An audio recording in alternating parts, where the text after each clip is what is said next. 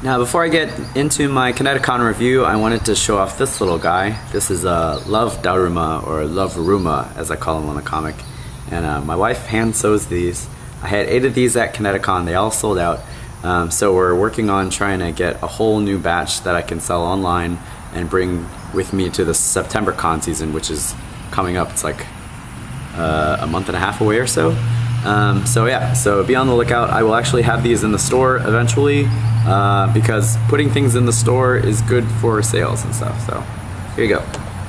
All right, so you know that phrase, when life gives you lemon, turn it into lemonade, or a lemon tart, or a lemon meringue pie, or something not sour and shit. ConnectiCon this year was kind of like an actualization of that phrase. Like, everything that could go wrong kind of did go wrong, from getting the people up there, from transportation on our end, bringing enough stuff for my display, having things out on the table, to actually getting to the con, to working with the con, the super art fight. Like, you know, everything that you could possibly imagine going wrong kind of went wrong, and we all somehow survived. So I'll start from my perspective, like me as a online media guest, and then I'll talk about the super art fight stuff, because I mean, they're all sort of combined. So I unfortunately was put in charge of making the reservations to get 6 of us up to Connecticut, and I thought that I had enough time to rent like a 12-person van, which is what you kind of need. Unfortunately, none of the rental places near us had one available, and by the time I remembered to do the reservations, it was like 2 weeks before the convention. So of course, it's summertime, the vans are getting rented out for family vacations. Unless you do it like a month ahead, you're pretty much fucked. So we had a Dodge Caravan or equivalent size. We ended up with something called a Flex, which looked kind of cool but didn't have the room. So we smushed 6 people in there. 3 of us had stuff to sell, plus we had an art fight rig, plus we had clothes and things like that. So I managed to condense my setup into one box, and my other friends, you know, put their shit into one. So we took out half the shit that we normally bring, and we brought a skeleton crew. I left my display, my yellow apparel display here, like the little thing that lets people know what the fuck it is I do. Yeah, I left that at home. So I was coming into Connecticut, I was kind of worried. I was like, well, nobody knows who the fuck I am. This is going to be a very interesting table experience. At least I have a little stand that I can prop up my book so that they can see it's a yellow apparel book or something. But I don't know, who knows? We'll see what happens. So this year they stuck us in a new section called the online media guest section, and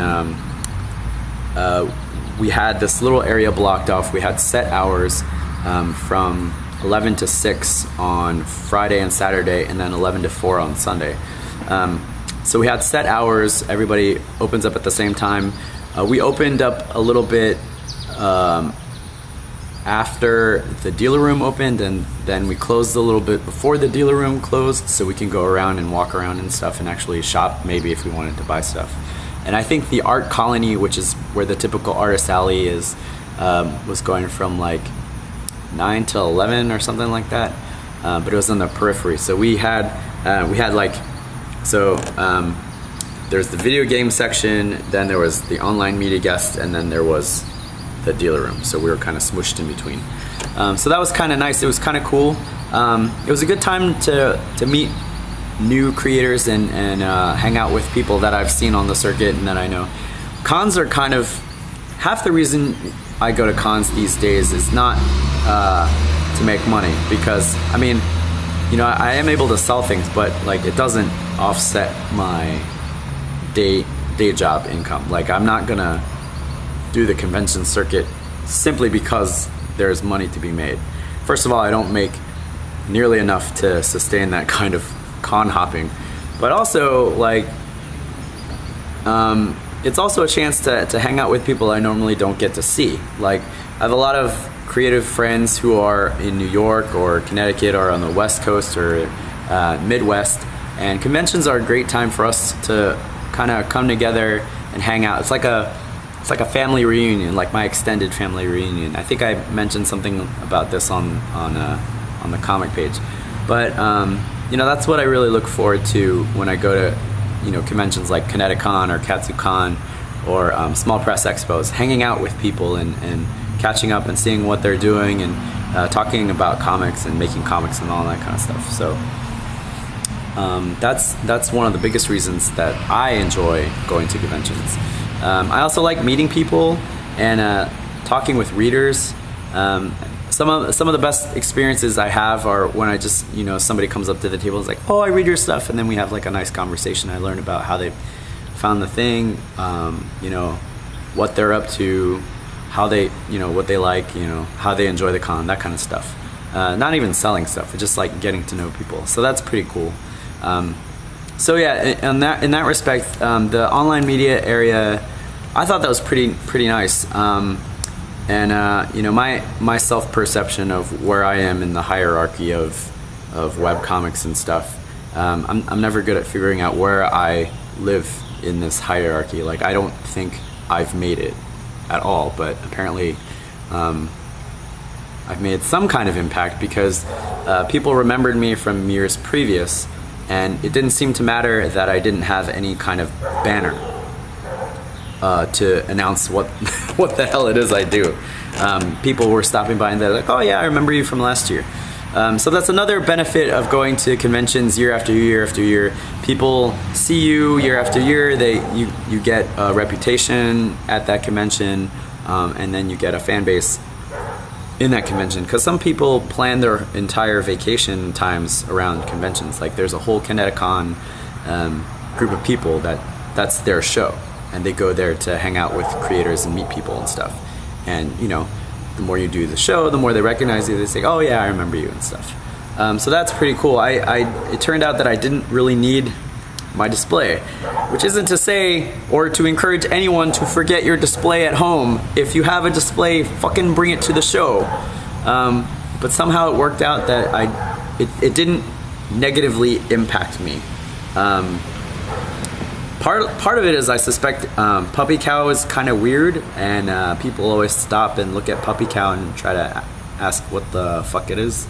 But I think the other part of it is that I've been to the con long enough that people are starting to kind of recognize me. So that was pretty cool. I got to sit in on the 2-hour-long webcomics panel. It was hosted by Marty, so it was kind of like super art fight, because we're all web cartoonists anyway. So, but we just got to hang out and shoot the shit. All the heavy hitters were either at home or at San Diego, so it was a lot of. It was a chance for us, kind of. I don't know. I guess we're mid-tier web cartoonists. I don't know where the fuck I am, but a lot of us lesser-known web cartoonists. It gave us a chance to talk about web comics and how awesome they are and stuff like that. So that was pretty cool. This was also the first time that I did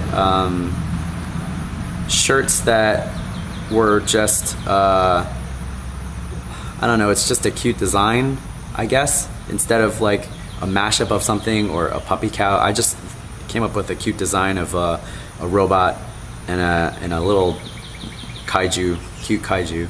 And those seem to be received pretty well, so I think I'm gonna start doing just cutesy stuff instead of trying to come up with a clever mashup, because I'm horrible with the mashup things, and that seems to be what like most of the t-shirt guys are doing out there. So I don't know, we'll see.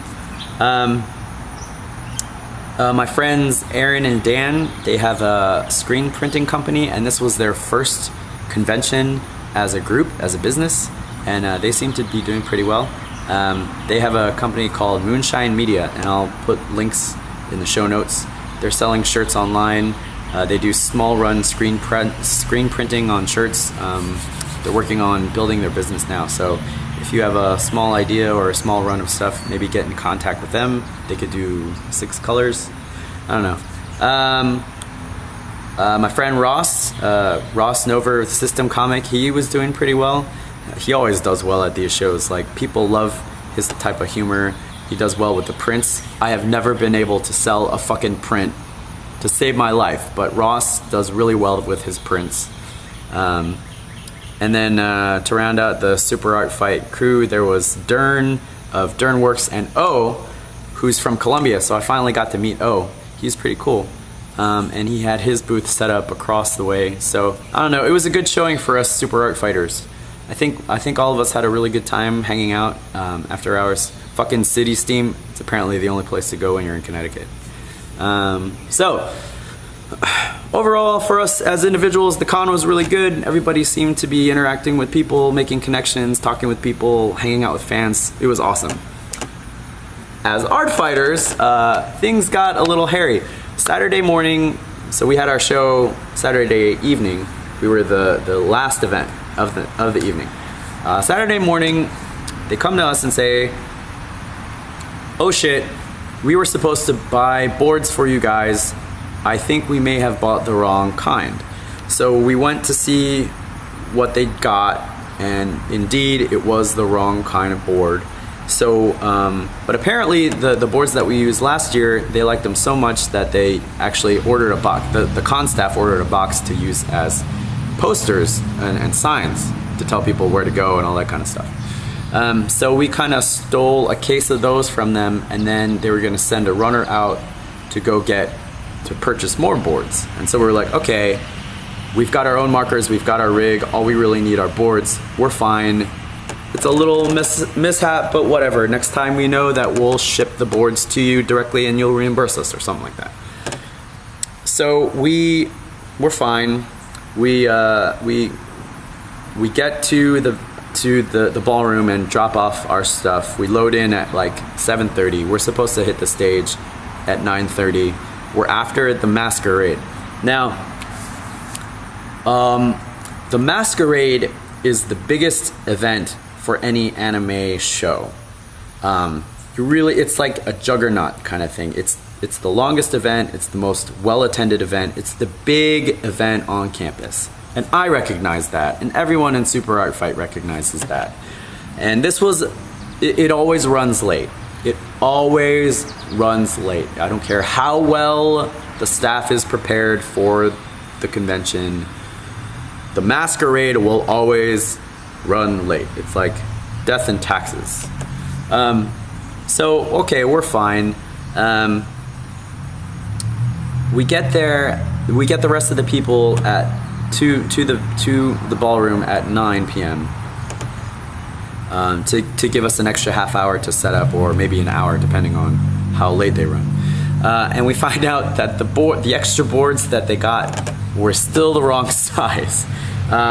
So in a panic, we look at the situation, and Brandon Chalmers, who's sort of like our logistics guy, he comes up with this great idea. We're gonna tape these fuckers together, and then we're gonna use them just like we do with our paper, because we've got our clamps. So we're gonna set up, our regular boards, and then we're gonna clamp these thin ones to the front. We're good to go. So we start taping this shit like there's no tomorrow. Like, we find some gaff tape, we find some duct tape, we find some random tape on the floor, and we're taping these things together. 9:30 hits, we've got enough boards for our 4 rounds. We're gonna have like a tag team match, and then we're gonna have 3 individual matches. 9:30 rolls around, Masquerade's still going. 9:45 rolls around, Masquerade's still going.